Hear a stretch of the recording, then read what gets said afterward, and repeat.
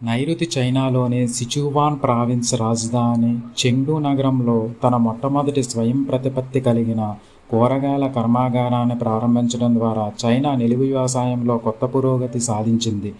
నిలువు వ్యవసాయం యొక్క భవిష్యత్తు అని నమ్ముతారు, ఎందుకంటే ఇది ప్రజలు నిటారుగా ఉన్న ట్రేలలో పంటలను పండించడానికి మరియు ఇతర మానవ కార్యకలాపాల కోసం విలువైన భూమిని ఆదా చేయడానికి అనుమతిస్తుంది. చైనా యొక్క కొత్త నిలువు వ్యవసాయ క్షేత్రం 20 అంతస్తులను కలిగి ఉంది. ఇది ఇప్పటి వరకు ప్రపంచంలోనే అత్యధికం. మరియు ఈ వ్యవసాయ క్షేత్రాన్ని నిర్మించిన పరిశోధన సంస్థ డిప్యూటీ హెడ్ గాన్ వింగ్ చెంగ్ ప్రకారము ఇది పరిశ్రమ నాయకత్వం స్వయం ప్రతిపత్తి సాంకేతికతను ఉపయోగిస్తుంది.